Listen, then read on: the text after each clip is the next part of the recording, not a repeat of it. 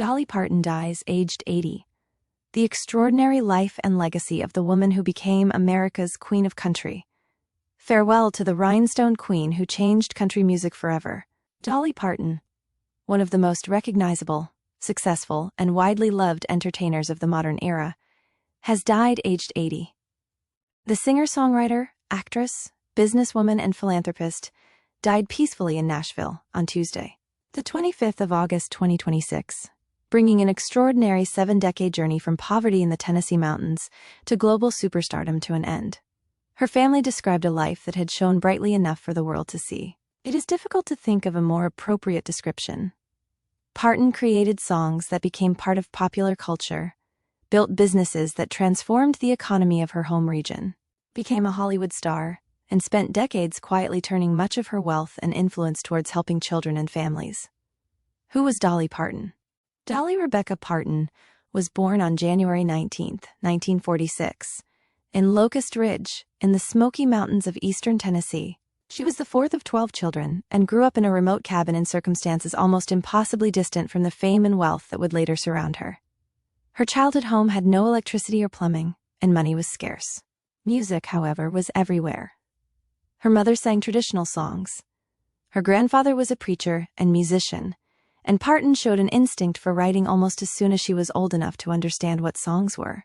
She wrote as a child and was performing on local radio and television by the age of 10. At 13, she appeared at the Grand Ole Opry. Those beginnings mattered because Parton never attempted to erase them.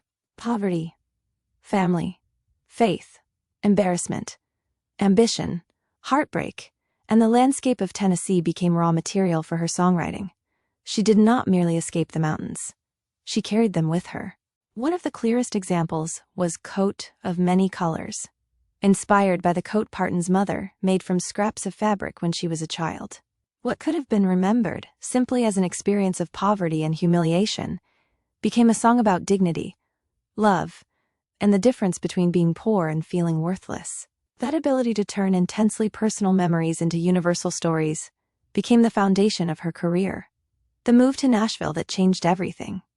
Parton left for Nashville immediately after graduating from high school in 1964. On her first day in the city, she met Carl Dean, the man who would become her husband and remain alongside her for almost 6 decades, while largely avoiding the celebrity world surrounding his wife.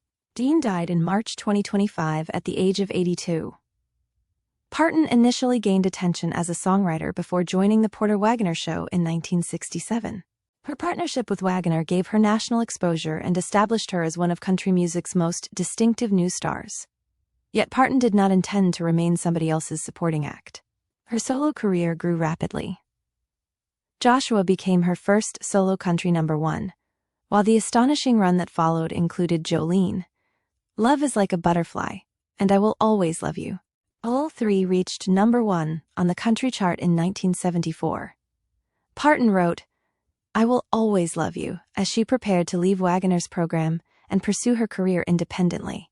It was not an angry farewell.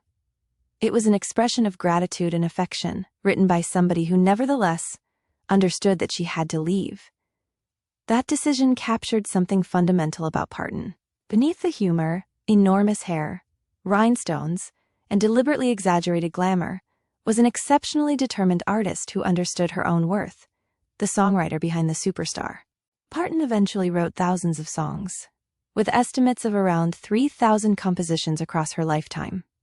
Her records sold more than 100 million copies worldwide. Jolene remains perhaps the purest example of her songwriting economy.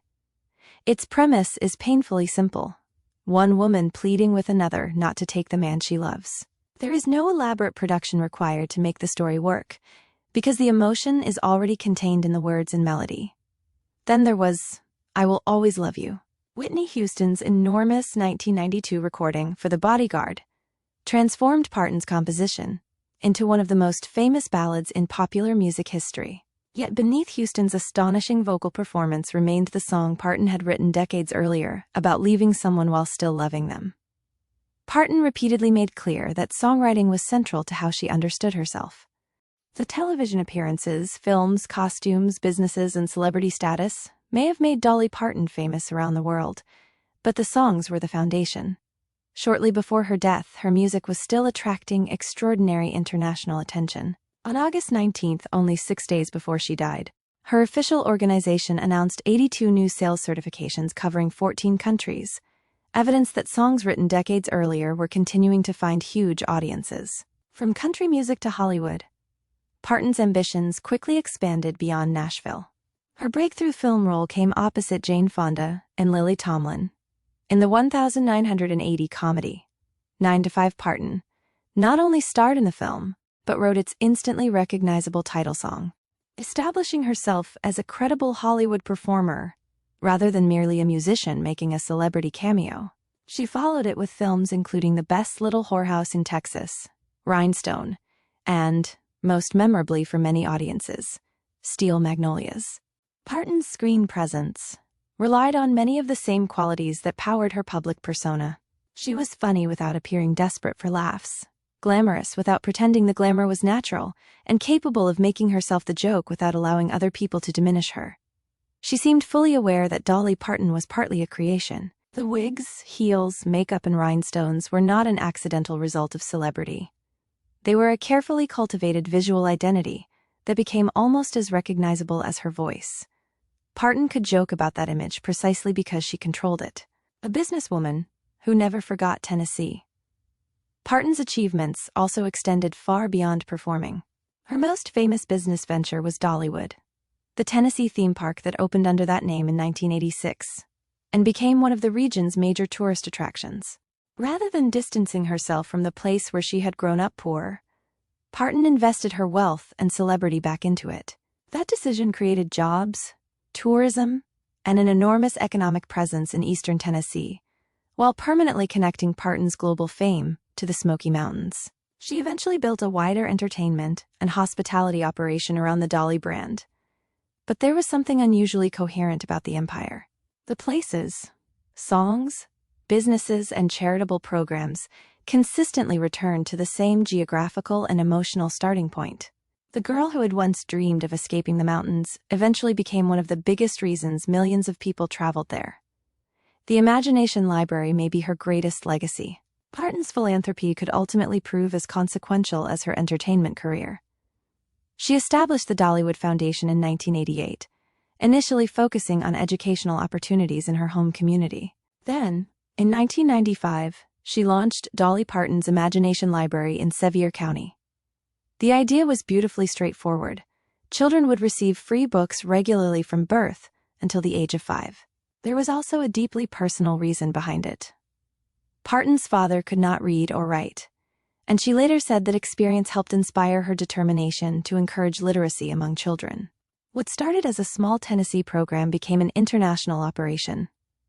By the later years of Parton's life, the Imagination Library had passed the extraordinary milestone of hundreds of millions of books distributed to children. The program spread far beyond Tennessee and beyond the United States, creating a philanthropic legacy capable of continuing long after the woman whose name appeared on it was gone. Her generosity extended elsewhere. Parton supported educational programs and scholarships, helped families affected by the devastating 2016 Tennessee wildfires, and donated $1 million to research that contributed to the development of the Moderna COVID-19 vaccine. That work changed the meaning of her celebrity. Dolly Parton was not simply admired because she appeared kind. She built institutions that converted that reputation into measurable action, an almost unmatched collection of honors. The awards accumulated over decades. Parton entered the Country Music Hall of Fame in 1999. She joined the Nashville Songwriters Hall of Fame in 1986 and the Songwriters Hall of Fame in 2001. She received the National Medal of Arts, Kennedy Center Honors, and the Recording Academy's Lifetime Achievement Award. In 2022, she was inducted into the Rock and Roll Hall of Fame, despite initially expressing doubts over whether she belonged there. The institution celebrated not only her recordings but her ability to cross genres, maintain artistic control, and influence generations of musicians. She had become something much larger than a country star. Country music was where Dolly Parton began and remained central to her identity. But by the end of her life, she occupied an unusual position in American culture. People who could agree on almost nothing else seemed capable of agreeing on Dolly, the private love story behind the public life. There was also a striking contrast at the center of her personal life. One of the world's most photographed entertainers spent nearly 60 years married to a man who seemed largely uninterested in being famous. Parton and Carl Dean married in 1966. While his wife became globally recognizable, Dean maintained an intensely private life. Their ability to preserve that separation became part of the fascination surrounding the marriage. His death on March 3, 2025, came less than 18 months before Parton's own. She spoke afterwards of her grief, while continuing to work and create. In the final years of her life, Parton continued discussing new projects, rather than behaving as if her career had already become a museum piece. A Broadway production based on her life, Dolly, a true original musical, was scheduled to arrive on Broadway in the winter of 2026. The project was intended to turn her own extraordinary journey into another form of storytelling. Why Dolly Parton was so loved. Fame alone cannot explain the reaction to Parton's death. Plenty of entertainers sell millions of records. Plenty win awards. Plenty act in films, become wealthy, or attach their names to charitable projects. Parton managed something much rarer. She became enormous, without seeming distant. Her humor was an important part of it. She frequently mocked her own appearance before anybody else had the opportunity, turning assumptions about her intelligence or image back on the people making them. Behind the jokes was an astute songwriter and businesswoman who had spent decades negotiating an industry that often underestimated female performers. She could be extravagant without appearing ashamed of where she came from. She could become rich without pretending she had never been poor. She could become sophisticated without rejecting the people or landscape that had shaped her. And she could become powerful without making power the dominant feature of her public personality. That combination made Dolly Parton extraordinarily difficult to categorize.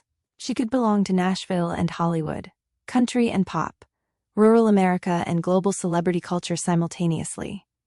The legacy of Dolly Parton. Her musical legacy alone would have guaranteed her place in history. Jolene, Coat of Many Colors, 9 to 5, and I Will Always Love You are not simply successful recordings.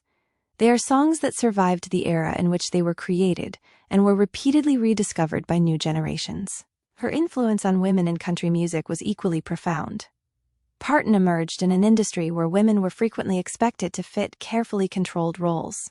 She ultimately demonstrated that a female country artist could write her own material, control her image, cross into pop music, act in major films, own businesses, and build a brand without surrendering the identity that had made her successful in the first place. But perhaps her greatest achievement is that the legacy extends beyond anything that can be streamed, purchased, or displayed in a museum. There are children who learn to love reading because a Dolly Parton book arrived at their home. There are families in Tennessee whose livelihoods became tied to businesses she helped create.